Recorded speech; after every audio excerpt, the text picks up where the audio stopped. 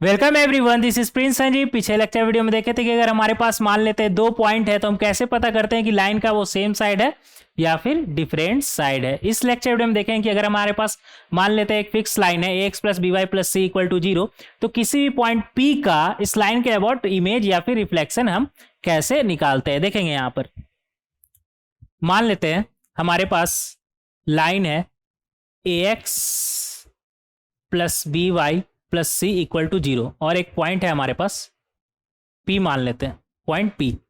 इसका कोऑर्डिनेट मान लीजिए x1 कॉमा y1 और हमें इस पॉइंट का इमेज निकालना है इस लाइन के अबाउट। कैसे निकालेंगे हम देखेंगे यहाँ पर।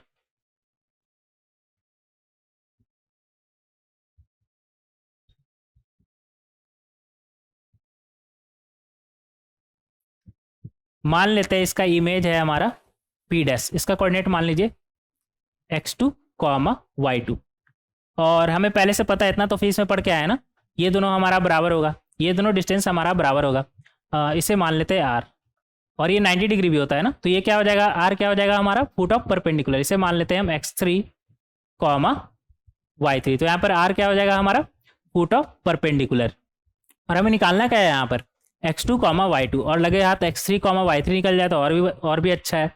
देखेंगे यहाँ पर ऐसा करते हैं ना, x3 कॉमा y3 को हम चाहे तो पैरामेट्रिक फॉर्म में इस तरीके से लिख सकते हैं ना, x3 कॉमा y3 को हम चाहे तो इस तरीके से लिख सकते हैं ना। पॉइंट P है हमारे पास और मान लेते हैं PR का जो स्लोप है वो है थीटा, तो इसे हम इस तरीके से लिख सकते हैं ना, x1 प्लस ये डिस्टेंस मान लीजिए r, ये डिस्टेंस मान लीजिए r, तो ये r है तो ये भी हमारा कितना हो जाएगा r, तो इसे हम लिख सकते हैं x1 plus r cos theta y1 plus r sine theta, किसे r को। और ये पॉइंट इस लाइन पर लाई भी कर रहा है, किस लाइन पर ax plus B Y plus C equal to 0 पर, तो इस लाइन के इक्वेशन को सेटिस्फाई भी करेगा।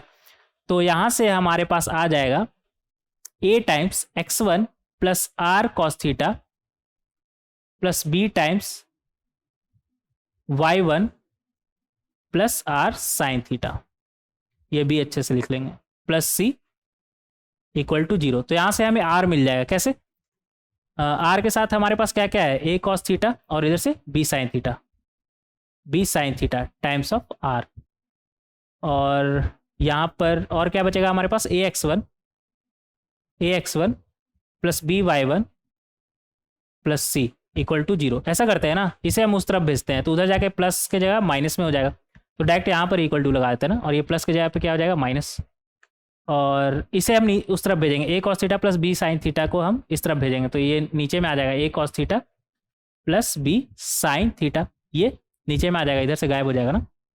तो इस तरीके से हम आर बहुत ही आसानी से निकाल सकते हैं, लेकिन अभी भी यहाँ पर कॉस थीटा और साइन थीटा है तो उसे हमें हटाना है।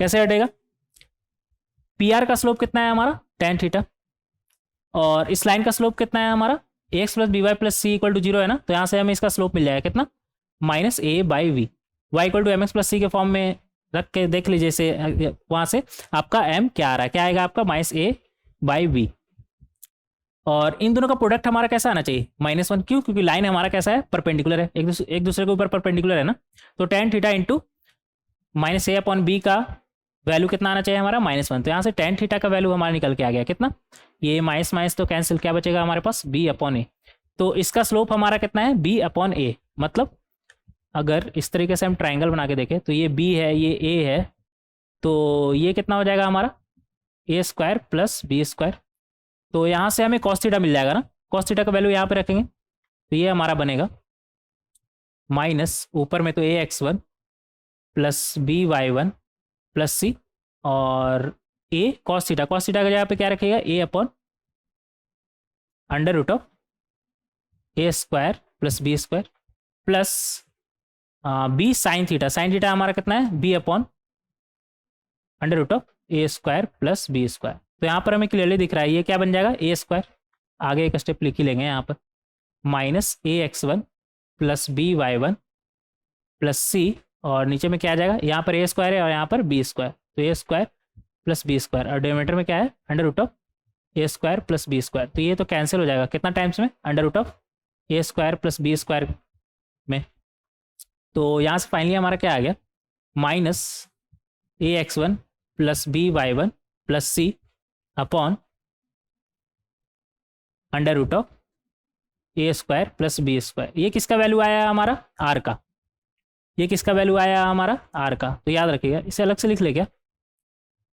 ऐसा करते हैं ना, इसे इधर नहीं, अलग से ही लिख लेते हैं। फाइनल वैल्यू आर का एक जगह पे लिख लेंगे, यहाँ पे लिख लेते हैं। R equal to minus A x one plus B Y one plus C upon under root of A square plus B square. तो इस तरीके से बहुत ही आसानी से हम आर का वैल्यू निकाल सकते हैं। ठीक है, आर का वैल्यू हमारा आ गया, बिना थीटा का, बिना थीटा का आर का वैल्यू आ गया है हमारा। अब एक स्लाइड ऐड करिएगा इसमें।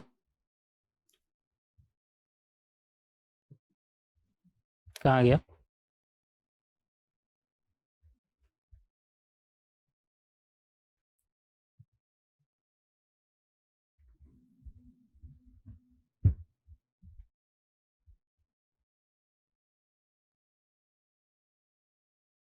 हाँ, आगे बढ़ेंगे। स्लाइड ऐड हो गया इसमें।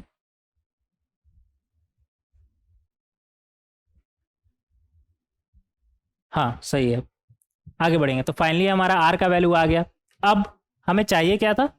x2 कॉमा वाई टू ना, इमेज इसका। तो अभी तो फिलहाल x3 के लिए बात कर रहे हैं ना, तो x3 हमारा क्या आ जाएगा यहाँ से? x3 इक्वल टू कितना था हमारा? x1 plus are cos theta. तो यहाँ पर रखेंगे x1 प्लस आर की जगह पे क्या रखिएगा?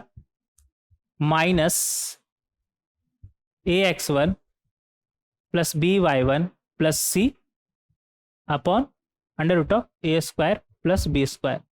और साथ में क्या था? कॉस थीटा था ना। तो कॉस थीटा के जगह पे आप क्या रखिएगा? कॉस थीटा हमारा आया था ना, कितना आया था? A upon under root of A square plus B square, A upon under root of A square plus B square. तो यहाँ से हमारे पास क्या आ गया? एक्स वन और ये प्लस ए, नहीं माइनस है ना यहाँ पर, माइनस ए। तो ये आ जाएगा हमारा, माइनस है ना वहाँ पर, माइनस ए x one plus B Y one plus सी अपॉन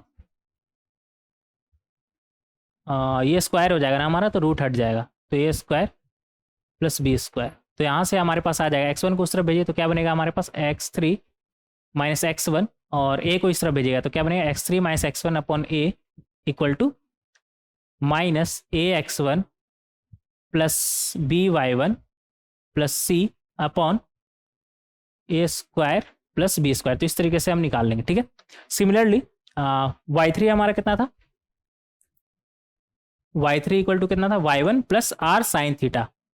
तो आर आ चुका है हमारा, कितना है? A x one plus B Y one plus C upon under root of A square plus B square. और साइन थीटा ना, साइन थीटा की जगह पे क्या रखिएगा? क्या आया था आपका?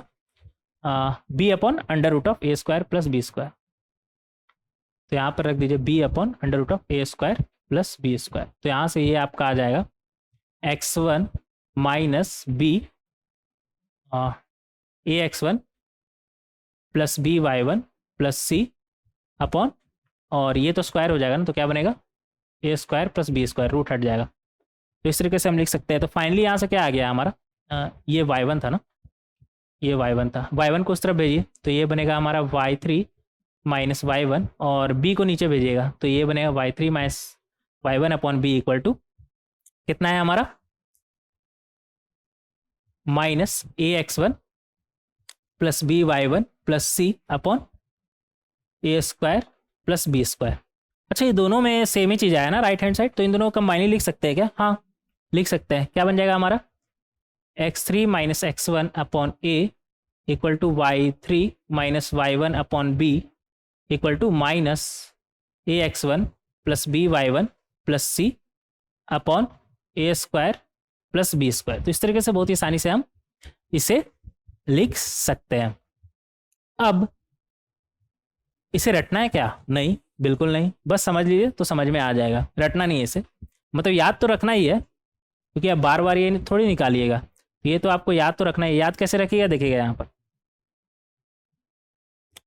क्या करिएगा? X three minus x one upon इस एक्सप्रेशन को देखिएगा, एक्स का coefficient equal to y3 minus y1 upon y का coefficient equal to x1 comma y1 रखने पर इस एक्सप्रेशन का जो वैल्यू आ रहा है, मतलब x plus B Y plus C में अगर आप x1 कॉमा y1 रखेंगे तो जो वैल्यू आ रहा है माइनस टाइम्स उस एक्सप्रेशन का value upon A coefficient of x का square plus coefficient of y का स्क्वायर, सेम चीज लिखा हुआ ना, कॉफिशिएंट ऑफ y का स्क्वायर मतलब ए स्क्वायर प्लस बी स्क्वायर, यहाँ पर अच्छे से लिखा हुआ है सब। कहाँ गया, यहाँ पर लिखा हुआ है। तो ये हमारा क्या हो जाएगा, फुट ऑफ परपेंडिकुलर, यहाँ से आप बहुत ही आसानी से निकाल सकते हैं, मतलब x3 कॉमा y3 यहाँ पर बहुत ही आसानी से निकाल सकते हैं। हमें निकालना क्या था लेकिन, इमेज ना, इमेज कैसे निकलेगा देखिएगा, यहाँ पर ये r था तो ये कितना हो जाएगा 2r। तो जिस तरीके से हम यहाँ पर x1 plus are cos theta लिखे किसे, r को, उसी तरह p डैश को x1 plus 2r cos theta नहीं लिख सकते हैं s कोऑर्डिनेट को, और y कोऑर्डिनेट को y1 plus 2r sine theta नहीं लिख सकते हैं, लिख सकते हैं। तो सेम चीज ही करना है यहाँ पर भी। तो यहाँ पर से आ जाएगा हमारा x3 नहीं x2 है ना, x2 equal to x1 plus 2r cos theta और y2 equal to y1 plus 2r sine theta, इस तरीके से लिख सकते हैं। तो यहाँ से आ जाएगा हमारा x2 minus x1 equal to 2r cos theta और y2 minus y1 equal to 2r sine theta, और r का वैल्यू तो हम पहले ही निकाल चुके हैं ना, तो वो पुट कर देंगे यहाँ पर। तो r का वैल्यू जो आप पुट करिएगा तो x2 माइनस x1 का वैल्यू आपका क्या आ जाएगा 2, r के जगह पे क्या रखिएगा minus ax1 plus by1 plus c upon under root of A square plus B square, और कॉस थीटा हमारा कितना आया था a upon under root of A square plus B square. तो यहाँ से हमारा आ जाएगा x2 माइनस x1 और a को उस तरफ भेजिए तो upon a equal to minus 2 times ax1 plus by1 plus c upon ये रूट हट जाएगा ना, a square plus B square से स्क्वायर हो रहा है ना, तो ये रूट हट जाएगा। तो इस तरीके से निकाल सकते हैं। सिमिलरली y2 माइनस y1 आपका कितना आ जाएगा 2r साइन थीटा, मतलब 2 minus times ax1 plus by1 plus c upon under root of A square plus B square, और साइन थीटा कितना था हमारा b upon under root of A square plus B square. तो यहाँ पर ये आ जाएगा हमारा,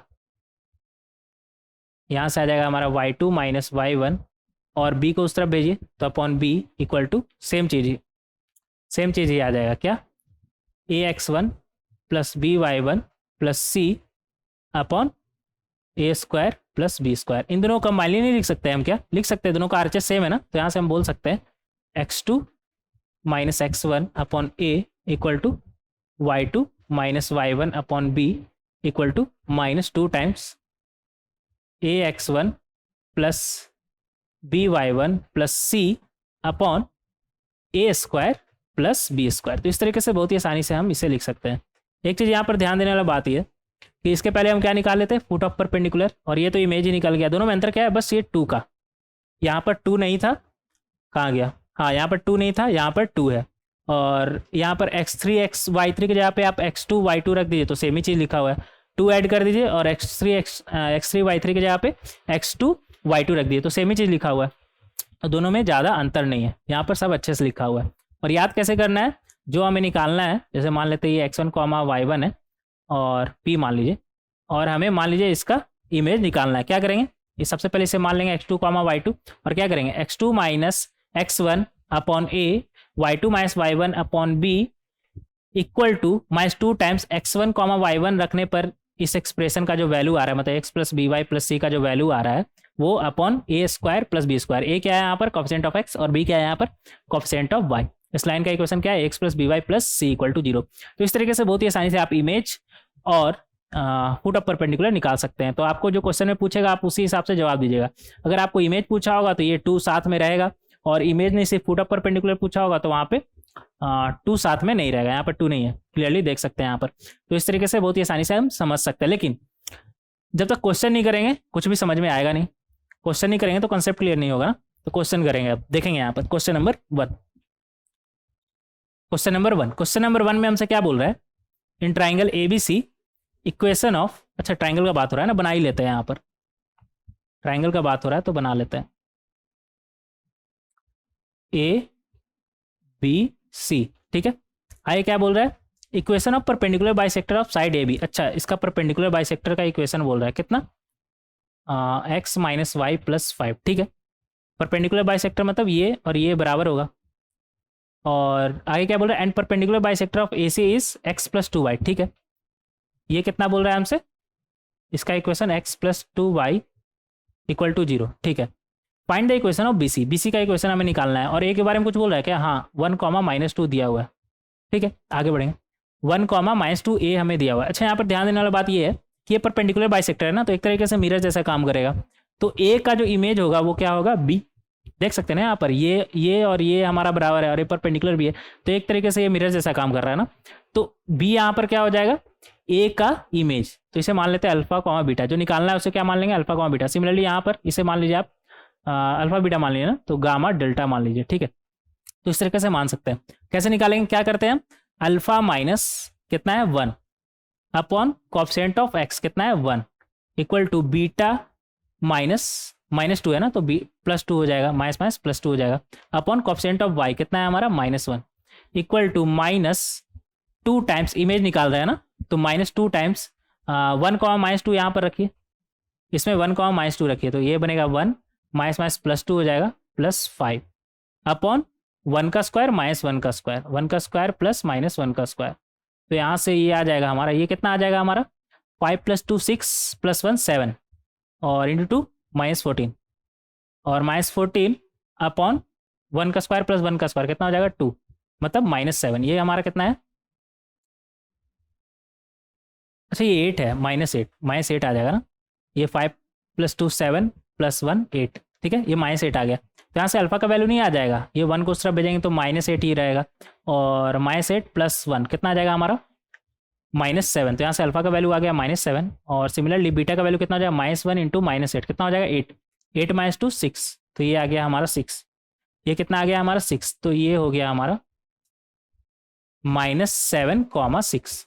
तो इस तरीके से बहुत ही आसानी से हम बी निकाल सकते हैं। सिमिलरली सी भी हम निकाल लेंगे। इस बार हमारा ये मिरर क्या है, x + y, मिरर लाइन क्या है हमारा x + 2y = 0। तो इसके लिए हम क्या लिखेंगे, यहाँ पर इधर आ जाते हैं। तो ये तो हमारा हो गया अल्फा बीटा के लिए। अब इसके लिए बात करेंगे, तो यहाँ पर हम लिख सकते हैं गामा -1 अपॉन 1, यहाँ पर x का कोएफिशिएंट क्या है 1 equal to delta minus y का कोएफिशिएंट क्या है 2, तो अपॉन में कितना हो जाएगा 2, डेल्टा -2 मतलब delta +2 equal to x + 2y में आप 1 और -2 रख दीजिए, x की जगह पे 1 और y की जगह पे -2, तो ये हमारा बनेगा -2 टाइम्स 1 -4 अपॉन ए स्क्वायर प्लस बी स्क्वायर, मतलब 1 का स्क्वायर प्लस 2 का स्क्वायर। तो ये आपका कितना आ जाएगा, ये -3 ना, -3 मतलब -6, -3 और -2 मतलब हो जाएगा आपका 6, और नीचे में कितना आ जाएगा 5, तो ये 6/5 आ रहा है आपका, 6/5 भी आ रहा है ना, हाँ। तो यहाँ से गामा का वैल्यू आपका कितना आ जाएगा 6/5 + 1 मतलब 11/5, और डेल्टा का वैल्यू आपका कितना आ जाएगा 6/5 और इधर 2 है ना, तो 12/5, 12/5 - 2, 12/5 - 2 मतलब 2/5। तो ये वैल्यू आपका कितना आ गया 11/5, 2/5। तो इस तरीके से बहुत ही आसानी से आप सी निकाल सकते हैं। अभी आंसर नहीं आया, आंसर क्यों लिखे यहाँ पर, अभी यहाँ पर हमें बी पता चल गया, सी पता चल गया, तो इक्वेशन ऑफ BC नहीं लिख सकते हैं क्या, इक्वेशन ऑफ BC क्या हो जाएगा हमारा, इक्वेशन ऑफ BC का अगर बात करें तो वो हमारा कितना हो जाएगा y - 6 equal to y2 - y1 मतलब 2/5 - 6 अपॉन x2 - x1 मतलब 11/5 माइनस +7 हो जाएगा ना, +7 अब टाइम्स x +7 हो जाएगा ना, x - x1। तो इस तरीके से बहुत ही साइंस लिख सकते हैं। अब इसे बस थोड़ा सिंप्लीफाई कर लेंगे, ये हमारा बनेगा y - 6 और इधर कितना आएगा हमारा -28 और नीचे में कितना आएगा 46 ना, x प्लस 7, तो ये 14 टाइम्स में 2 से, और ये 23 टाइम्स में, 23 टाइम्स में। तो यहाँ से हमारे पास क्या आ गया, 23y, क्या आ जाएगा 23y माइनस 6 इंटू 23 कितना होगा हमारा 138 इक्वल टू माइनस 14x, और 14 इंटू 7 आपका कितना हो जाएगा 98 ना, माइनस 98। तो यहाँ से आपके पास क्या आ गया 14x उस तरफ जाएगा तो प्लस 14x प्लस 23y और माइनस 138 प्लस ये माइनस 98 उस तरफ जाके प्लस 98 बन जाएगा, तो मतलब minus 40 equal to 0।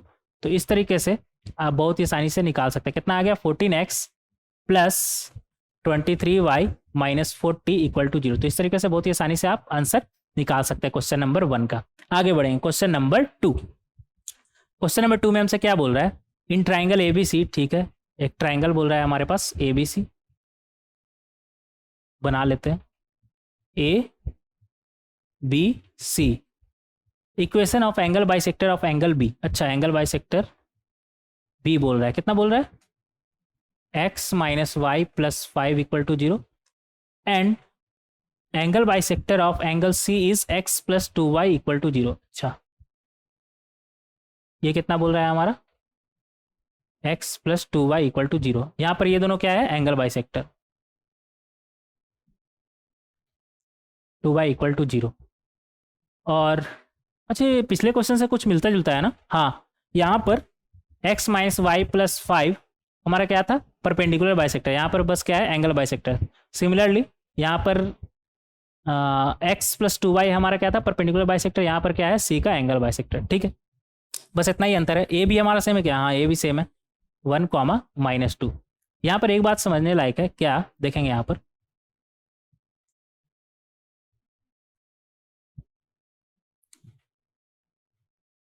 A b सी, और ये मान लेते हैं हमारा बी का एंगल बाइसेक्टर है।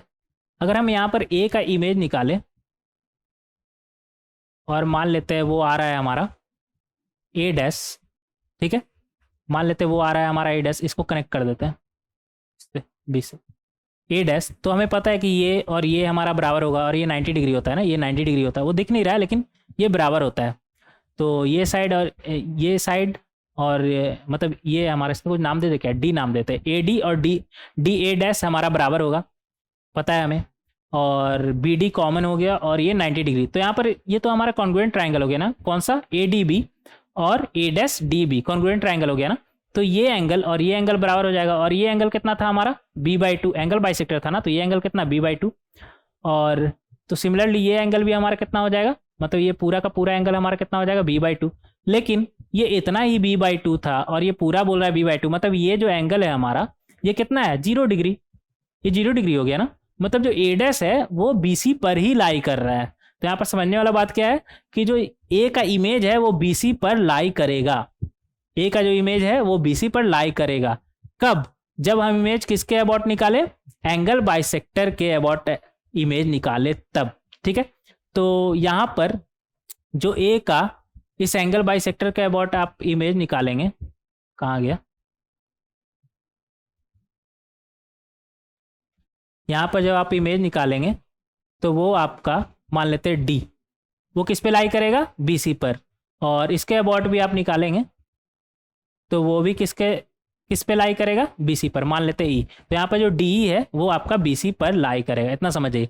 और x plus 2y equal to 0 के अबाउट तो हम पहले ही निकाल चुके हैं ना, ए का इमेज कितना आया था हमारा 11/5 कॉमा 2/5 ना, तो डी कितना है हमारा 11/5 कॉमा 2/5, और ई कितना आया था हमारा x माइनस वाई प्लस 5 के अबाउट भी हम निकाल चुके हैं, कितना आया था हमारा -7,6। तो ई है हमारा -7,6। BC पर का 2 पॉइंट हमें पता है, तो इक्वेशन नहीं लिख लेंगे, पहले ही हम लिख चुके हैं, पिछले क्वेश्चन में लिख चुके हैं, तो दोबारा लिखने का कोई सेंस नहीं बनता। क्या आया था हमारा 14x प्लस 23y माइनस 40, तो आंसर तो सेम ही आने वाला है। बस यहाँ पे समझने वाला बात क्या था ये लिखिए क्या, ऐसे ज़रूरत नहीं है, बस समझ जाइए इतना कि वर्टेक्स ए का जो हमारा इमेज है वो BC पर लाई करेगा, ठीक है। कब? अगर एंगल बाइसेक्टर के अबाउट निकाले हम इमेज तब। तो ये था हमारा क्वेश्चन नंबर 2। आगे बढ़ेंगे क्वेश्चन नंबर 3, लेकिन इसे ध्यान में जरूर से रखिएगा। क्या रखिएगा? Image of a vertex about angle bisector, image of a vertex about angle bisector of another angle will lie on the opposite side, ठीक है, याद रखिएगा यहां पर BC पर लाई करेगा। आगे बढ़ेंगे क्वेश्चन नंबर 3। क्वेश्चन नंबर 3 में हमसे क्या बोल रहा है? If incident ray passes through 3,10, ठीक है, इधर बना ले क्या, कहीं बना लेते, इधर बना लेते हैं। यहां पर क्या बोल रहा है हमसे? इंसिडेंट रे पासेस थ्रू 3,10 मान लेते हैं, यहाँ से पास कर रहा है 3,10, और रिफ्लेक्टेड रे पासेस थ्रू 5,6 मान लेते हैं, इधर कहीं है 5,6। और कुछ बोल क्या रहा है हमसे? Then find the equation of, अच्छा नॉर्मल पहले ड्रॉ कर लेते हैं, इस पर सीधा ड्रॉ कर लेंगे, ये मान लेते हैं नॉर्मल है हमारा। Find the equation of incident रे, अच्छा इंसिडेंट रे का हमें इक्वेशन निकालना है। अच्छा इसे एक्सटेंड करें तो ये 5,6 का जो इमेज होगा वो इसी पे लाई करेगा, इंसिडेंट रे पे ही लाई करेगा। इसे ऐसे ही एक्सटेंड कर देते हैं ना, डायरेक्ट ऐसे ही कर लीजिए। 5,6 है उसका इमेज इस इंसिडेंट रे पर ही लाई करेगा। कैसे? देखिएगा यहाँ पर, अगर इसका हम इमेज निकालें, इसका इमेज निकाले तो ये और ये हमारा बराबर होगा ये, और ये 90 डिग्री होगा, मतलब ये तो कॉन्ग्रुएंट ट्रायंगल हो गया ना, मतलब ये एंगल और ये एंगल हमारा बराबर होगा। अगर ये थीटा है तो ये भी थीटा होगा। इंसिडेंट रे नॉर्मल के बीच जितना एंगल होता है उतना ही इंसिडेंट रे रिफ्लेक्टेड रे के बीच एंगल होता है। ये इंसिडेंट रे था ना हमारा, और ये रिफ्लेक्टेड रे था, तो ये थीटा, तो ये कितना हो जाएगा 90 माइनस थीटा, तो ये भी कितना होगा 90 माइनस थीटा। अब ये 90 माइनस थीटा है तो इन सभी का सम करके देखिए आपको कितना आ रहा है 180। थीटा तो कैंसिल हो जाएगा ना, 2 थीटा प्लस में और 2 थीटा माइनस में, ये 180 है, मतलब ये कितना है 180, मतलब ये हमारा क्या है आर का कितना था यार, इसका नाम देते हैं ना, इसका नाम देते हैं पी क्यू। तो जो क्यू का जो इमेज है क्यू डैश वो इंसिडेंट रे पर लाई करेगा, एक्सटेंड करके हम यहाँ पर देखें तो हमें चाहिए क्या यहाँ पर? इक्वेशन ऑफ इंसिडेंट रे। तो एक पॉइंट तो हमें पता है 3,10, एक पॉइंट कहाँ से मिल जाएगा? क्यू का इमेज देख लेते हैं क्या आ रहा है हमारा। तो क्यू का जब आप इमेज निकालेंगे, इस लाइन का इक्वेशन आपको पता है कितना दिया हुआ है यहाँ पर? Equation of mirror line is x plus y minus 5। निकालेंगे, कैसे निकालेंगे? इसे मान लीजिए आप अल्फा कॉमा बीटा, तो यहाँ से आ जाएगा हमारा अल्फा माइनस कितना 5 upon 1 equal to beta minus 6 upon y का कोएफिशिएंट कितना है 1, ये इक्वल टू 0 था ना, तो इक्वल टू -2 टाइम्स 5,6 इसमें रख के जो इसका वैल्यू आ रहा है इस एक्सप्रेशन का, किसका? x प्लस वाई माइनस 5, तो 5 प्लस 6 माइनस 5 अपॉन x का कोएफिशिएंट क्या है 1 और y का कोएफिशिएंट क्या है 1, तो दोनों का स्क्वायर का सम, तो 1 का स्क्वायर प्लस 1 का स्क्वायर, तो यहाँ से ये आ गया हमारा, ये 5 कैंसिल, ये 1 का स्क्वायर प्लस 1 का स्क्वायर 2 ना, तो इससे ये कैंसिल, क्या बचा हमारे पास -6। तो यहाँ से हम क्लियरली देख सकते हैं अल्फा का वैल्यू क्या आ गया -6, और -5 उस तरफ जाएगा तो क्या बनेगा +5, तो ये आ जाएगा हमारा -1। सिमिलरली बीटा का वैल्यू क्या आ जाएगा? इधर भी -6 इधर भी -6, मतलब बीटा का वैल्यू क्या है हमारा 0। तो ये हमारा क्या आ गया -1,0। लाइन का 2 पॉइंट हमें पता चल गया, तो हम इजली इसका इक्वेशन लिख सकते हैं। क्या आ जाएगा हमारा? y माइनस y1 मतलब 0 equal to y2 minus y1 मतलब 0 minus 10 upon x2 minus x1 मतलब -1 माइनस 3 x माइनस -1 मतलब x प्लस 1 हो जाएगा ना। तो ये हमारा बन गया y equal to -10 upon -4 x plus 1, तो ये 5 और ये 2 टाइम्स है, तो यहाँ से हमारे पास क्या आ जाएगा 5x minus 2y 5x minus 2y plus 5 equal to 0। तो इस तरीके से बहुत ही आसानी से हम इसे सॉल्व कर सकते हैं। ये था हमारा क्वेश्चन नंबर 1। सबका आंसर इसमें ऐड है ना? क्वेश्चन नंबर 1 नहीं, ये था क्वेश्चन नंबर, एक सेकेंड, कौन सा क्वेश्चन सॉल्व कर रहे हैं अभी हम? नहीं, ये है क्वेश्चन नंबर 3। ये है क्वेश्चन नंबर 3। सबका आंसर ऐड किए है ना इसमें, एक बार देख लीजिएगा। हाँ, सबका आंसर ऐड है यहाँ पर, सबका आंसर यहाँ पर ऐड है, तो कोई दिक्कत नहीं होगा। सारा का सारा क्वेश्चन एक बार फिर से प्रैक्टिस के लिए सॉल्व कर सकते हैं, सबका आंसर ऐड है। तो इस तरीके से बहुत ही आसानी से हम इंसिडेंट रे निकाल सकते हैं। अगर मान लीजिए रिफ्लेक्टेड रे निकालना रहता तो इसका मिरर ले लेते, इसका इमेज ले लेते हम इस मिरर के अबाउट, और फिर वहाँ पर हमें एक पॉइंट मिल, 2 पॉइंट मिल जाता, फिर वहाँ से हम इक्वेशन आराम से निकाल लेते। यहाँ पर तो इंसिडेंट रे पूछा था ना, तो रिफ्लेक्टेड रे पर का जो पॉइंट है उसका इमेज लेके हम निकाल लिए। ठीक है, आगे बढ़ेंगे। Question number 4। क्वेश्चन नंबर 4 में हमसे क्या बोल रहा है, equation of incident ray and normal r, अच्छा मतलब इंसिडेंट रे या नॉर्मल का हमें दिया हुआ है और हमें रिफ्लेक्टेड रे निकालना है। मतलब यहाँ पर बोल रहा है, अच्छे से बना लेंगे, ये नॉर्मल रहा और ये मान लेते हैं इंसिडेंट रे और ये मान लेते हैं रिफ्लेक्टेड रे। यहाँ पर बोल रहा है इंसिडेंट रे का हमारा इक्वेशन क्या है, x-2y + 3 = 0। अगर इसका स्लोप का बात करें तो स्लोप हमें दिख रहा है ना कितना, हाफ, m1 मान लेते हैं हाफ है, और नॉर्मल कितना बोल रहा है हमारा 2x - y - 1 = 0। अगर इसका स्लोप का बात करें, नाम देते हैं m2, तो वो हमारा कितना आ जाएगा 2, क्लियरली दिख रहा है यहाँ पर। और ये तो हमें निकालना ही है ना, और इसका स्लोप मान लेते हैं हम m, ये तो हमें निकालना है, रिफ्लेक्टेड है ना। और इसका अगर स्लोप पता चल जाए, और ये पॉइंट तो हमें पता ही चल जाएगा, तो एक स्लोप और पॉइंट तो हम इजली इसका इक्वेशन फिर लिख पाएंगे। तो ये पॉइंट हमें कैसे पता चलेगा, क्या बोल रहा है यहाँ पर x - 2y + 3 = 0, और यहाँ से हमें क्या मिल जाएगा, -y है ना, -2y रहता तो अच्छा रहता, तो ऐसा करते हैं ना, 2 से मल्टीप्लाई कर देते हैं, ये क्या बन जाएगा 2x - 2y - 2 = 0। तो यहाँ से हमें इन दोनों का पॉइंट ऑफ इंटरसेक्शन मिल जाएगा, तो ये हमारा बनेगा, अच्छा ये 4x हो जाएगा, ये 4x कर लीजिएगा, -3x, और ये तो कैंसिल ही हो जाएगा, और यहाँ पर +5 = 0। मतलब x का वैल्यू यहाँ से क्या आ गया 5/3, तो y का वैल्यू यहाँ से क्या आ जाएगा, किसी भी एक इक्वेशन पुट कर दीजिए, तो यहाँ से देख सकते हैं 2x - 1 ना, मतलब 2 5/3 -1, तो ये आ जाएगा हमारा 7/3। तो यहाँ से हम इजिली इसका निकाल लिए, कितना आया हमारा 5/3 और 7/3। और ये सब तो हमें पता ही ना कि ये एंगल और ये एंगल हमारा बराबर होगा, ये एंगल और ये एंगल हमारा बराबर होगा। इंसिडेंट रे के साथ जितना एंगल बनाता है नॉर्मल, उतना ही रिफ्लेक्टेड रे के साथ भी एंगल बनाता है, तो ये एंगल थीटा, तो ये भी एंगल थीटा। अब एम हमें यहाँ से पता चल जाए, कैसे देखेंगे यहाँ पर, ये लाइन कितना है हमारा 2x - y - 1 = 0 ना। अगर इसे हम ड्रॉ करें, y को 0 रखें, तो x का वैल्यू कितना आएगा हाफ, तो कुछ इस तरह का होगा, हाफ कॉमा 0 पर कट कर रहा है। और इस लाइन में अगर y का वैल्यू 0 रखे तो x का वैल्यू कितना आ रहा है -3, और इसका स्लोप भी ज़्यादा है ना, क्लियरली दिख रहा है यहाँ पर, इसका स्लोप कितना है हमारा 2,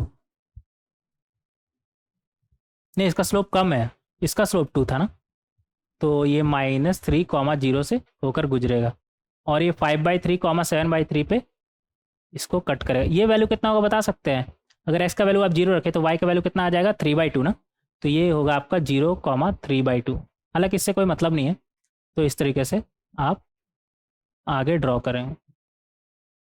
और ये आपका क्या है इंसिडेंट रे, और ये क्या है आपका नॉर्मल। तो रिफ्लेक्टेड रे आपका कौन सा होगा, ऐसा होगा आपका रिफ्लेक्टेड रे पे, ये इधर हो गया थोड़ा, ये तो आप हो गया आपका नॉर्मल ना, और ये इंसिडेंट रे था, तो रिफ्लेक्टेड रे आपका कहीं ऐसा कहीं इधर आएगा। ठीक है, तो अगर ये इंसिडेंट रे है और ये नॉर्मल है, तो ये रिफ्लेक्टेड रे आपका इधर इधर कहीं आएगा, और ये एंगल थीटा, तो ये भी एंगल थीटा, और ये नॉर्मल था ना, तो ये थीटा, ये भी थीटा, और इधर से भी हो सकता है ना, इधर से ये इंसिडेंट रे हो गया और ये रिफ्लेक्टेड हो गया, दोनों तरफ से किसी से भी देख सकते हैं, हम इधर से ही देख लेते हैं। ठीक है, ऐसा करते हैं ना, एक्स एक्सिस के, ये क्या हुआ यार, अच्छा फिर से बना लीजिएगा, एक सेकंड।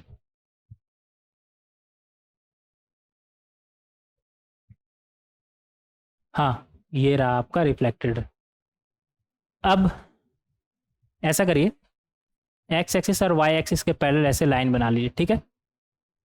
और यहाँ पर हम क्लियरली देख रहे हैं कि ये एंगल और ये एंगल तो हमारा बराबर होगा, तो इन दोनों का tan भी बराबर होगा। मतलब tan थीटा अगर निकाले तो ये क्या हो जाएगा, इसका स्लोप कितना है हमारा, ये क्या था हमारा रिफ्लेक्टेड रे ना, तो m माइनस ये नॉर्मल था ना, इसका स्लोप कितना है हमारा 2 ना, m माइनस 2, 1 प्लस 2m।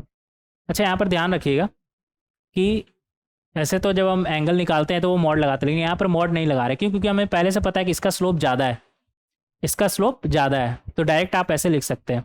और यहाँ पर भी सेम, आप इसका स्लोप में से इसका स्लोप माइनस करेंगे, ठीक है।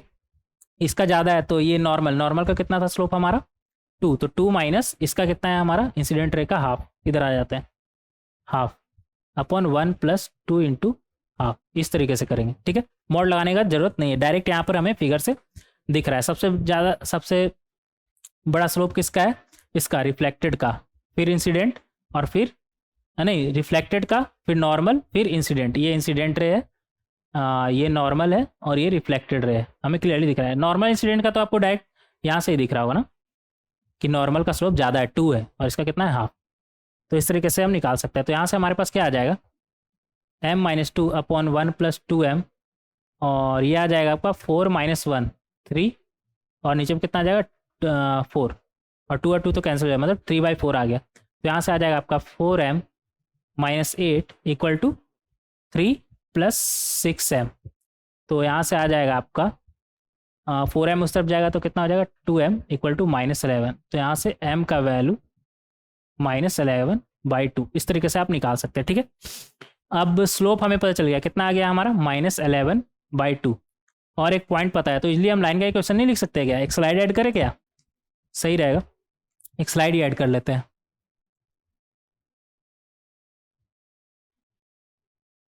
स्लाइड ऐड कर लेते हैं, सही रहेगा, नहीं तो फिर इधर उधर हो जाएगा ना सब। कितना था हमारा ये क्वेश्चन नंबर 4, हाँ ऐड हो गया।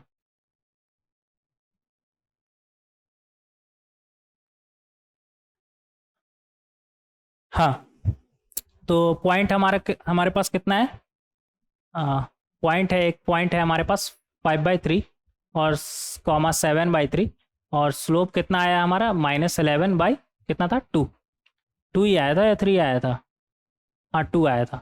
तो हमें एक पॉइंट पता है लाइन पर का, और एक और उस लाइन का स्लोप पता है, तो हम इजीली इसका इक्वेशन लिख सकते हैं। कितना हो जाएगा हमारा y-7/3 इक्वल टू -11/2 x -5/3। तो यहाँ से हमारे पास कितना आ जाएगा 3y minus 7 upon 3 equal to -11, 3x -5 upon 2 into 3 हो जाएगा ना, 2 पहले से था और ये 3, तो ये 3 और 3 तो कैंसिल होते नज़र आ रहा है ना।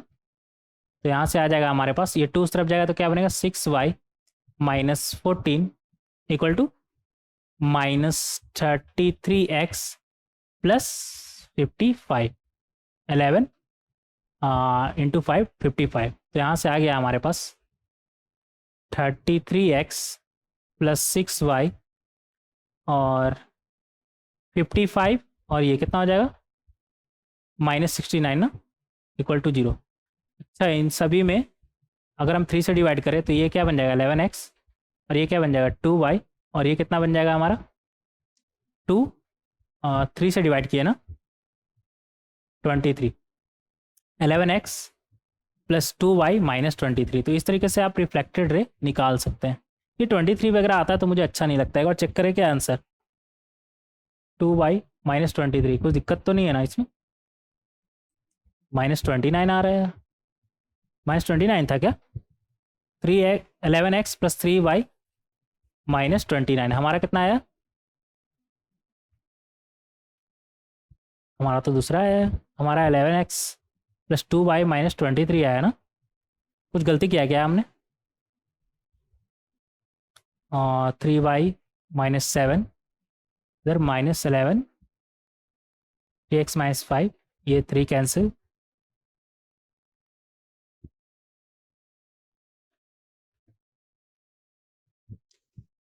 कुछ गलती तो नहीं किया ना हमने? ये सही है, 3y-7, और इधर कितना आ जाएगा -11, 3x -5, यहाँ तक तो सही है ना? 14y, और इधर -33x इंटू 5, 55, सही है यार। तो 33x प्लस 6y, और इधर हाँ सही तो है। फिर हमने क्या किया था, 3 से डिवाइड किया था ना?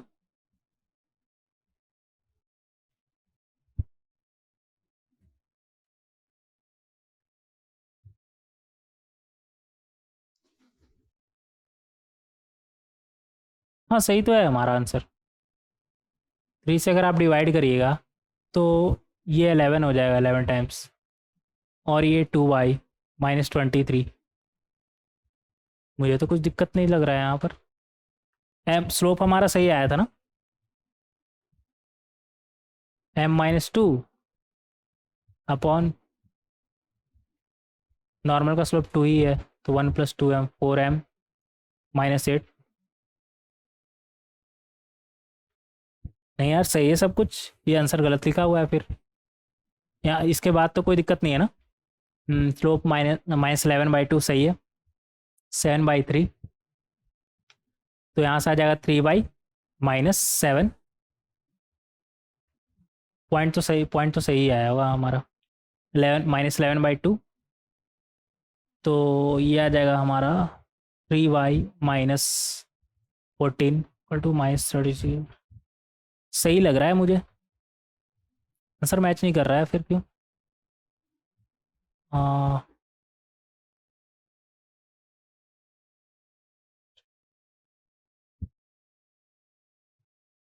ना, फिर आंसर ही गलत है। उधर जो आंसर है वो गलत है, उसे सही कर लीजिएगा। फिर से यहाँ पर क्लियरली दिख रहा है कि 11 टाइम्स में, और 3 से 2 टाइम्स। हाँ, कहाँ था हमारा ये 11x प्लस 2y माइनस कितना आया था हमारा 23। अच्छा, ये दिक्कत है इसमें, पूरा काट के लिखे 11x प्लस 2y माइनस 23 = 0, इस तरीके से निकालिएगा। ठीक है, इस तरीके से इसे निकालिएगा, तो हमारा आंसर ये होगा, इसे करेक्ट कर लीजिएगा। 11x प्लस 2y माइनस 23, और पहले कितना लिखा हुआ था आंसर? -29 आ रहा था ना? 29 कैसे आ सकता है? 29 नहीं आएगा, 29 तो नहीं आएगा, डायरेक्ट दिख रहा है हमें। तो इस तरीके से हम इसे बहुत ही आसानी से निकाल सकते हैं। हाँ, आगे बढ़ेंगे। क्वेश्चन नंबर, क्या निकालना था इसमें हमें? Equation of reflected ray. तो ये रिफ्लेक्टेड रे का इक्वेशन हमारा आ चुका है। ये स्लोप इसका आया -11/2, और ये ऐसे चेक कर ले क्या कि सेटिस्फाई कर रहा है कि नहीं। 5/3 और 7/3 इसमें रख कर देखिए, सेटिस्फाई कर रहा है क्या? 11 × 5/3 + 2 × 7/3 -23, तो यहाँ से 55 और +14, तो 55 + 14 आपका आ जाएगा 69 ना? 69/3 कितना होता है आपका? 23। हाँ, इसे सेटिस्फाई कर रहा है। और जो वो वाला इक्वेशन आपका बोल रहा था, क्या बोल रहा था? 11x प्लस 3y माइनस कितना बोल रहा था? 29 ना? अगर इसमें 5/3 और 7/3 रखे, 11 × 5/3 + 3 × 7/3 -29, तो 55 + 21 कितना आएगा हमारा? 76/3, 76/3 अगर आप निकालें 60 29 तो नहीं आ रहा है, 29 को 3 से मल्टीप्लाई करना, मतलब ये अब तो कंफर्म ही होगा कि आंसर ही गलत है हमारा। वो आंसर ही गलत है। ये तो पुट करके डायरेक्ट देख लिए, कम से कम उस लाइन का इक्वेशन उस पॉइंट को तो सेटिस्फाई करेगा ना जो उस पर लाई कर रहा है। मतलब यही हमारा सही आंसर है, वो पता नहीं कैसे गलत आंसर लिखा गया है वहाँ पर, तो उसे करेक्ट कर लीजिएगा। 5/3 और हमारा पॉइंट तो सही आया था ना, पॉइंट में तो कोई दिक्कत नहीं होना चाहिए, एक बार चेक कर लेंगे। कहाँ था हमारा, कहाँ पे पॉइंट हम सॉल्व किए थे।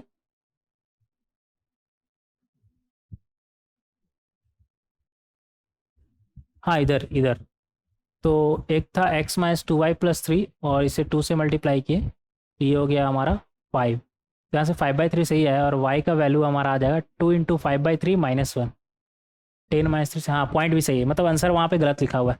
अब तो 110% श्योर हो गया ना, पता नहीं कैसे गलत आंसर लिखा गया है यहाँ पर। तो इसे आप इसे काट लीजिएगा, 11x + 2y - 23 = 0, ये आपका करेक्ट आंसर है। आगे बढ़ेंगे, क्वेश्चन नंबर, अच्छा 5 के पहले एक नोट लिखाना है। हाँ, मान लेते हैं हमारे पास नंबर 1 यहाँ पे 2 पॉइंट है, ठीक है, ए और बी, फिक्स पॉइंट है ए और बी, और एक तीसरा पॉइंट है पी।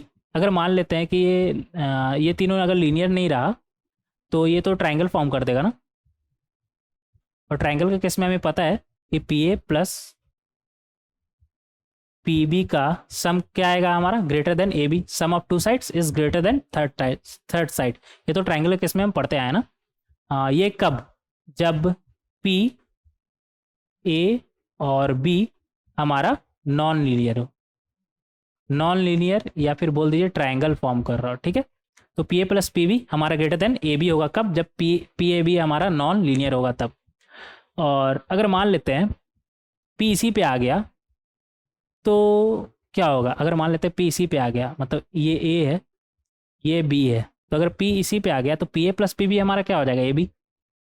तो P A plus P B equal to A B कब, P when P lie between A B, जब ए बी पर लाई बिटवीन ए बी, मतलब ए बी के बीच में होना चाहिए, ठीक है, इस बात का ध्यान रखिएगा। ए बी के बीच में हुआ तब, बाहर हुआ तब तो P A plus P B हमारा ए बी नहीं होगा।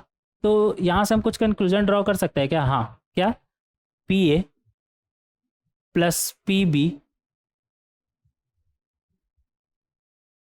कहाँ गया यार, पी ए प्लस पी बी हमेशा हमारा ए बी से बड़ा होगा, पी ए प्लस पी बी हमेशा हमारा ए बी से बड़ा होगा। ये ग्रेटर देन ए बी बोल रहा था, ये इक्वल टू ए बी बोल रहा है, मतलब greater than equal to A b हो सकता है हमारा। और मिनिमम कब आएगा, जब पी ए बी पे लाई करेगा, ये मिनिमम वाला यहाँ पर लिख लीजिएगा। मिनिमम मिनिमम कब होगा, जब पी ए बी के बीच में लाई करेगा, ठीक है। तो P A plus P B is always greater than A B. और तीसरा तो कोई केस है नहीं हमारा, बीच में आ गया तो वो मिनिमम देगा ए बी, और नॉन कोलिनियर हुआ तो यहाँ पर कोलिनियर के साथ साथ ए बी के बीच में भी, ए बी याद रखिएगा, बाहर रहेगा तब ऐसा नहीं होगा। अगर बाहर रख दिए तो मान लीजिए पी यहाँ पे रहता है, तो P A plus P b, तो वो तो अगेन ए बी से बड़ा ही हो जाता। अगर मान लेते हैं पी इधर रहता तो P A plus P b, तो वो तो ए बी से बड़ा हो जाता है, डायरेक्ट हमें दिख रहा है। तो मिनिमम वैल्यू इसका ए बी ही आ सकता है। और मैक्सिमम कितना आ सकता है हमारा, मैक्सिमम कुछ भी आ सकता है, मिनिमम ए बी आएगा। लेकिन तो यहाँ तो से हम एक चीज कंफर्म होकर बोल सकते हैं, p A plus P B is greater than equal to A B, और मिनिमम ए बी होगा पी ए प्लस पी बी का वैल्यू कब, जब पी ए बी के बीच में लाई करेगा, ठीक है। तो इस बात का ध्यान रखिएगा यहाँ पर। नंबर 2, डिफरेंस का बात करें क्या, पी ए माइनस पी बी, पी ए माइनस पी बी, इसका वैल्यू हमारा ए बी से कम ही आएगा, ए बी से हमेशा कम ही आएगा। और इक्वल टू ए बी कब आएगा, p A minus P B equal to A B कब आएगा, दोनों केस के लिए हम बात करेंगे। यहाँ पर मॉडुलस लगाना ना भूलें, मॉडुलस लगाना ना भूलें। ये तो हो गया मैक्सिमम ना, और मिनिमम दोनों देखेंगे। ये मैक्सिमम बोल रहा है कि ए बी होगा कब, यहाँ पर पी बीच में था ना, तो इस केस में पी हमारा बाहर होगा, पी हमारा बाहर होगा, इधर कहीं होगा। तो यहाँ पर लिखिएगा कब, जब पी लाइज आउटसाइड, अच्छे से लिखेंगे यार, आउटसाइड ए बी, ठीक है। ए बी के बाहर रहेगा पी, तो P A minus P B का वैल्यू हमारा कितना होगा, ये गलत लिख लिया यार, इक्वल टू ए बी के लिए बात कर रहे थे ना, इक्वल टू ए बी में ये वाला कैसा आएगा, इधर इसे थोड़ा नीचे बना लीजिएगा, ये गलत लिख लिया यहाँ पर, इसे सही कर लीजिएगा।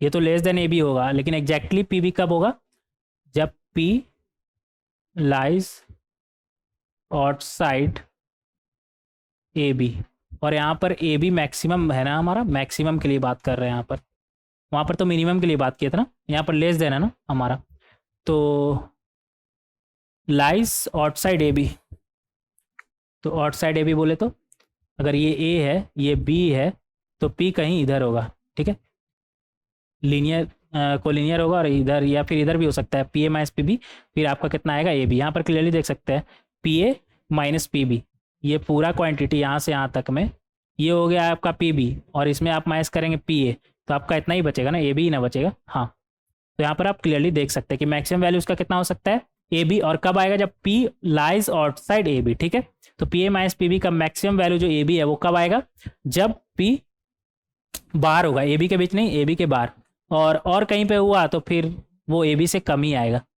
और मिनिमम का इसका बात करें क्या, मिनिमम वैल्यू का पी ए माइनस पी बी का मिनिमम वैल्यू क्या आ सकता है, मॉड का मिनिमम वैल्यू क्या होता है, जीरो, तो इसका मिनिमम वैल्यू क्या होगा, जीरो, तो यहाँ पर लिख दीजिएगा मिनिमम वैल्यू। और ये कब आएगा हमारा, जब दोनों हमारा बराबर हो जाए, पी ए और पी बी बराबर हो जाए। ऐसा कब होता है हमारा, ए बी में पी ए और पी बी कब बराबर होता है हमारा, अगर इसका परपेंडिकुलर बाइसेक्टर से हम कोई पॉइंट उठाए, तो ये सब पहले ही बात कर चुके थे ना, ये मान लीजिए ए है ए बी है, तो ये दोनों हमारा बराबर होगा ना, ये और ये बराबर होगा, परपेंडिकुलर बाइसेक्टर है, ये कॉमन साइड, तो ये कॉन्ग्रुएंट ट्राइंगल हो गया ना, तो ये और ये हमारा बराबर हो जाएगा, तो पी ए और पी बी हमारा बराबर हो जाएगा, और इस केस में हमारा मिनिमम वैल्यू देगा क्या, जीरो, ठीक है। तो इन दोनों को कंबाइनली लिख सकते हैं ना, क्या, p A minus P B is always less than equal to A b, p A minus P B is always less than equal to A B, और एग्जैक्टली ए बी मतलब मैक्सिमम कब देगा, जब p lies outside a B, और minimum zero कब देगा, जब P पर इसका परपेंडिकुलर बाइसेक्टर पर लाई कर रहा होगा। यहाँ पर लिखिए क्या, लिख लीजिए यहाँ पर P lie on perpendicular bisector, P lie on perpendicular bisector, ध्यान रखिएगा। तो मिनिमम वैल्यू कब देगा, जब परपेंडिकुलर बाइसेक्टर पे होगा, ए बी का परपेंडिकुलर बाइसेक्टर पे होगा, perpendicular bisector of a b लिख लीजिएगा यहाँ पर, ऑफ ए बी, ठीक है।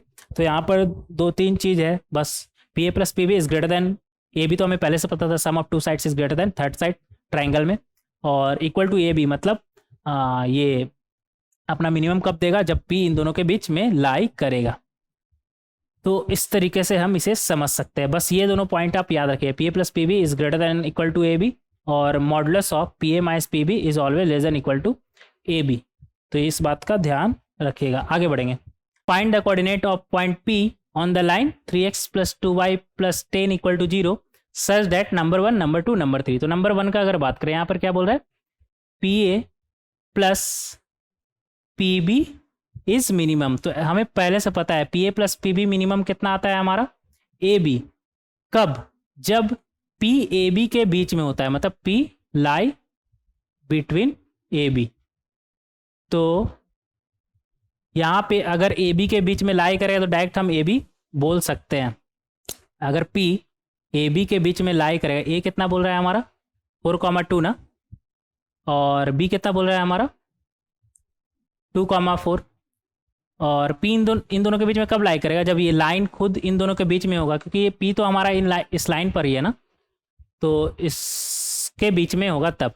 और कैसे पता कैसे चलेगा कि ए बी के बीच में ये लाइन, हमें पता करना आता है। कैसे, पिछले लेक्चर वीडियो में सीखे थे ना कि किसी भी दो पॉइंट को हम कैसे पता करें कि वो उसके अपोजिट साइड में है या फिर सेम साइड में। अगर ये बीच से पार करेगा तो ये अपोजिट साइड में हो जाएगा ना, ए और बी हमारा। तो यहाँ पर रख कर देखेंगे इस लाइन का इक्वेशन कितना है हमारा, 3x + 2y + 10 = 0। तो इस एक्सप्रेशन में हम एक बार 4,2 रखेंगे और एक बार 2,4 रखेंगे, और उन दोनों का प्रोडक्ट देखेंगे कि हमारा पॉजिटिव आ रहा है कि नहीं, निगेटिव आ रहा है कि नहीं। अगर बीच में रहा तो निगेटिव आएगा ना, अपोजिट साइड के लिए हमारा निगेटिव आना चाहिए। तो अगर आप 4,2 रखें तो ये कितना बनेगा 3 इंटू 4 प्लस 2 इंटू 2 प्लस 10, और 2,4 रखेंगे तो ये कितना बनेगा 3 इंटू 2 प्लस 2 इंटू 4 प्लस 10। तो इन दोनों का प्रोडक्ट हमें क्लियरली दिख रहा है कि पॉजिटिव आ रहा है। अगर ऐसा है तो ए बी के बीच में ये लाइन नहीं होगा, ए बी के बीच में ये लाइन नहीं होगा, तब या तो इधर होगा या तो इधर होगा। क्योंकि अगर ए बी के बीच में ये लाइन होता तो ए और बी इसका मतलब अपोजिट साइड है इस लाइन के। अगर ऐसा होता तो इन दोनों का प्रोडक्ट हमारा कैसा आना चाहिए निगेटिव, जबकि यहाँ पर कैसा आ रहा है हमारा प्रोडक्ट पॉजिटिव। तो ये हमें ये बता रहा है कि ये लाइन के सेम साइड में है ए बी। तो दो ही पॉसिबल है, या तो इधर हो जाए या तो इधर हो जाए। तो ये वाला तो पॉसिबल है नहीं। अगर ऐसा रहता तो हम डायरेक्ट बोलते इसका मिनिमम वैल्यू ए बी है। और पी कैसे फाइंड कर लेते, देख लेते दोनों का इंटरसेक्शन हमारा क्या आ रहा है। इस लाइन का इक्वेशन हमें पता है, ए बी का इक्वेशन हम निकाल लेते, फिर देख लेते पॉइंट ऑफ इंटरसेक्शन हमारा क्या है। लेकिन फिलहाल इस केस में पी ए बी के बीच में लाई नहीं कर रहा है। तो कैसे निकालेंगे हम इसे, देखेंगे यहाँ पर हमें इतना तो पता चल गया ना कि ये हमारा लाइन है, ये हमारा लाइन है जिस पर पी लाई कर रहा है, और ए कहीं इधर है, ए बी कहीं इधर है। तो ऐसा करते हैं ना, मान लेते हैं पी हमारा ये है, तो हमसे पूछा क्या है P A plus P B minimum ना, पी ए प्लस पी बी मिनिमम बोल रहा है ना। तो P A plus P B हमसे मिनिमम बोल रहा है। तो देखेंगे यहाँ पर अगर इस लाइन के अबाउट, इस लाइन का इक्वेशन कितना था 3x plus 2y plus 10 equal to 0 plus 10 equal to 0। अगर यहाँ इस लाइन के अबाउट अगर हम ए का इमेज निकालें, ये क्या था हमारा पी इमेज हम निकालें, तो वो मान लेते हैं हमारा ए डैश आएगा, और इसे कनेक्ट कर देते हैं पी से, इसे कनेक्ट कर देते हैं पी से। और हमें पहले से पता है कि इसका जो इमेज है वो पी बी को अगर एक्सटेंड करे तो उसी पर लाई करेगा। इतना तो बेसिक पता है ना। कैसे, ये 90 डिग्री होगा हमारा, और ये दोनों हमारा बराबर है, तो ये हमारा कॉन्ग्रुएंट ट्रायंगल नहीं हो गया। तो यहाँ से हम नहीं बोल सकते ए पी और पी ए डैश हमारा बराबर होगा, हाँ, और इस पर लाई करेगा ना हमारा। तो यहाँ से हम बोल सकते हैं पी ए प्लस पी बी मिनिमम का कहने का क्या मतलब है, P A dash plus P B minimum. और यहाँ पर पी लाई कर रहा है ए डैश बी के बीच, ए डैश बी के बीच पी लाई कर रहा है, तो मिनिमम हमारा क्या हो जाएगा ए डैश बी। तो ये मिनिमम हमारा क्या हो जाएगा ए डैश बी। लेकिन हमसे पी ही पूछा है, एग्जैक्ट पी ही पूछा है। तो पी कैसे निकालेंगे, ए डैश बी का इक्वेशन, पी बी का इक्वेशन मतलब ए डैश बी का इक्वेशन, और दूसरा ये लाइन का इक्वेशन। इन दोनों का पॉइंट ऑफ इंटरसेक्शन ही तो है हमारा पी, ठीक है। तो 3x plus 2y plus 10 equal to 0 एक इक्वेशन हमें पता है, ए डैश बी का इक्वेशन निकाल लीजिए। तो उन दोनों का पॉइंट ऑफ इंटरसेक्शन ही तो हमारा पी आएगा। तो ए डैश बी का इक्वेशन लिखे, कैसे लिखेंगे, उसके लिए ए डैश हमें पता होना चाहिए। ए डैश हमें नहीं पता है, सबसे पहले हम ए डैश निकालेंगे। ए डैश को हम मान लेते हैं अल्फा कॉमा बीटा। तो यहाँ से लिख सकते हैं ना क्या, ए हमारा कितना था 4,2 ना, और ये 2,4। कितना अच्छा होता है अगर ये बीच से ही पार होता है, तो डायरेक्ट बोलते मिनिमम वैल्यू इसका ए बी है, और इन दोनों का डायरेक्ट पॉइंट ऑफ इंटरसेक्शन हम देख लेते हैं। लेकिन अब बीच से नहीं जा रहा है तो क्या ही कर सकते हैं, अब यहाँ थोड़ा सा प्रोसेस तो हमारा बढ़ेगा ही। तो ए डैश कैसे निकालेंगे हम, इससे हम लिख सकते हैं अल्फा माइनस कितना है हमारा 4 ना, अल्फा माइनस 4 अपॉन एक्स का कोफिशिएंट कितना है 3 equal to beta minus 2 upon b का कोफिशिएंट कितना है हमारा 2, वाई का कोफिशिएंट हमारा कितना है 2 इक्वल टू -2 4,2 रखिए इस एक्सप्रेशन में, कितना आ जाएगा हमारा 3 into 4 plus 2 into 2 plus 10 upon 3 का स्क्वायर प्लस 2 का स्क्वायर, मतलब 3 का स्क्वायर प्लस 2 का स्क्वायर। तो ये हमारा आ जाएगा -2 इंटू, ये हमारा कितना है 4 इंटू 3 12 प्लस 4 16 प्लस 10 26, ये आ गया 26। और नीचे में कितना बन रहा है हमारा 3 का स्क्वायर 9 और 2 का स्क्वायर 4, 9 प्लस 4 13। तो ये 2 टाइम से कैंसिल, ये हमारा फाइनली आ गया -4। थोड़ा इधर लिख लेंगे इसे, ये हमारा कितना आ गया -4 ना। तो यहाँ से अल्फा का वैल्यू निकल के आ जाएगा क्या 3 इंटू -4 -12, और ये -4 उस तरफ जाएगा तो कितना बनेगा +4, तो -12 प्लस 4 -8।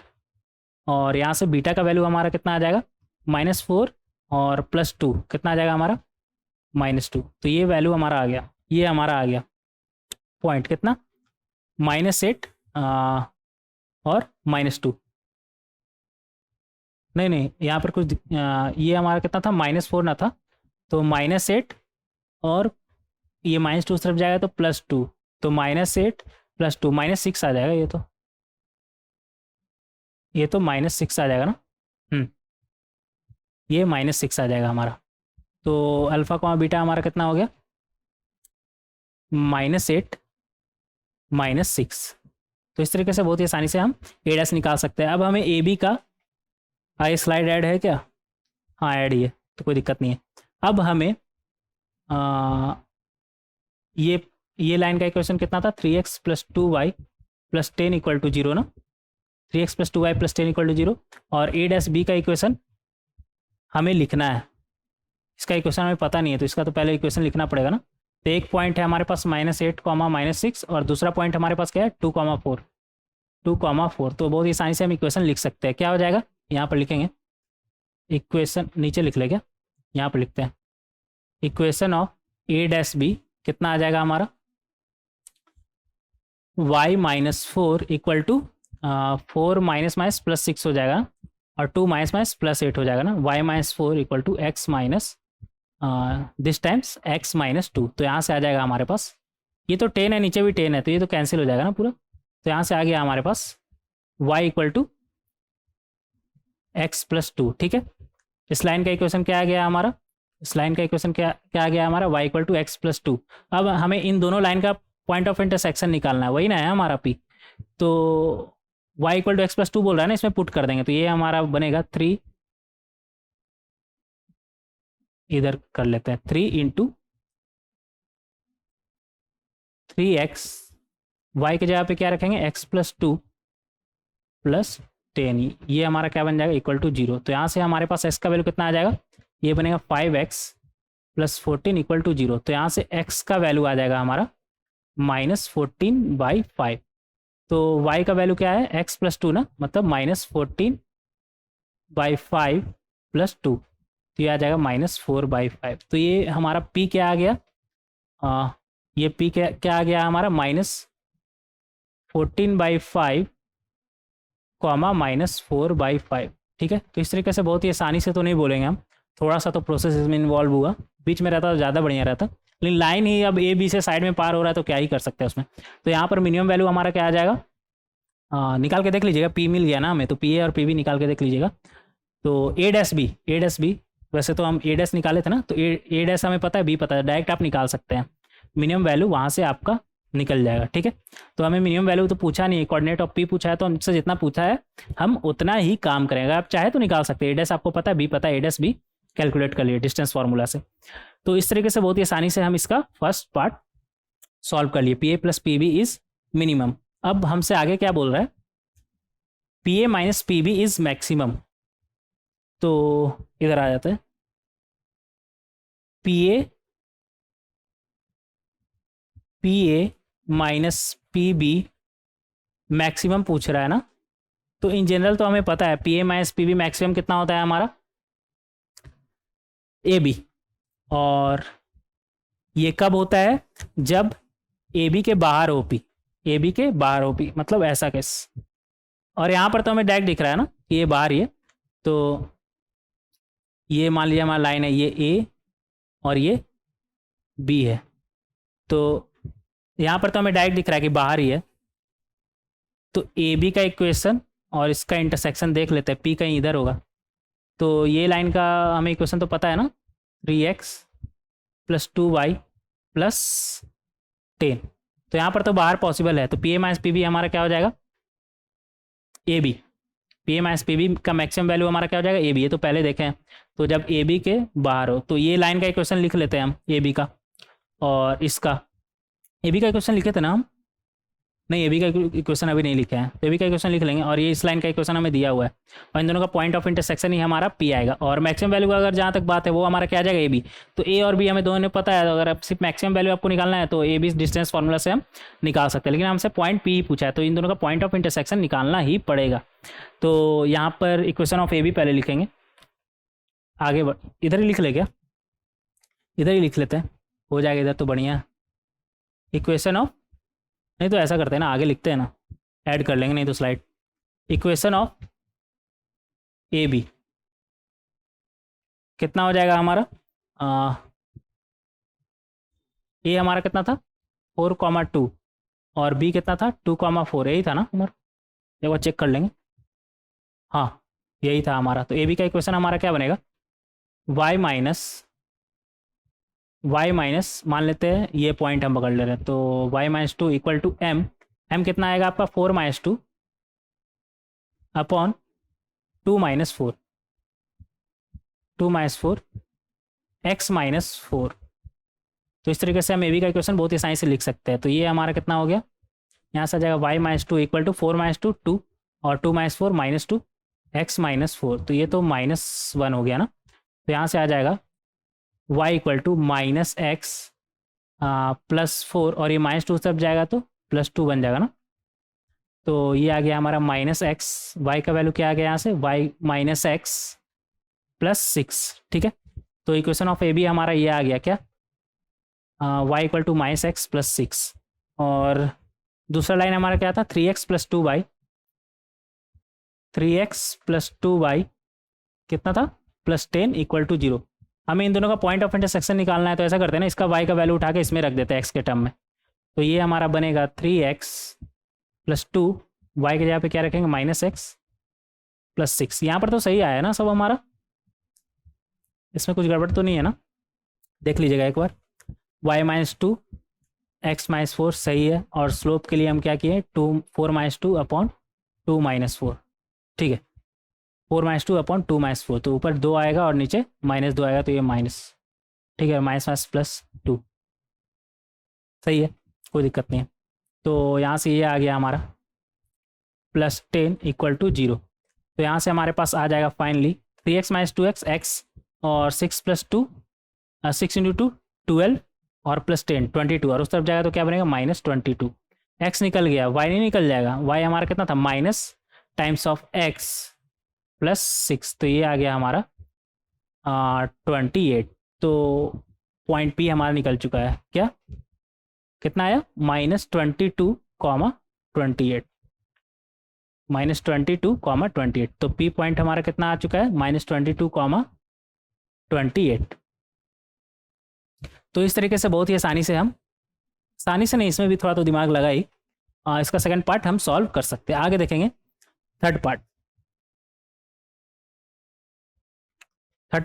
थर्ड में ही सॉल्व करें क्या, सही रहेगा। तीसरा स्लाइड है ना खाली, उधर ही सॉल्व करते हैं, जब जगह खाली है तो फिर क्यों इधर दिमाग लगाना।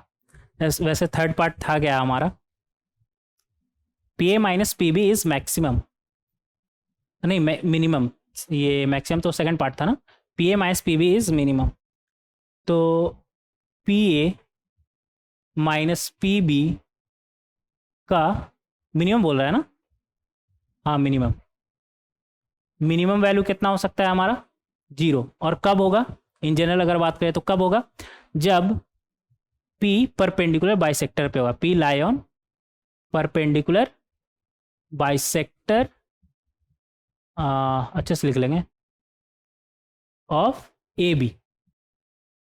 तो हमें A पता है, A कितना है 4,2 था ना, और B कितना था 2,4, तो P A minus P B minimum कितना होगा हमारा 0, और ये कब होगा, जब ये परपेंडिकुलर बाइसेक्टर पे होगा। इस पर पहले ही बात कर चुके हैं ना हम, हाँ परपेंडिकुलर बाइसेक्टर होगा, मतलब ये दोनों बराबर और ये इस पर परपेंडिकुलर होगा तभी।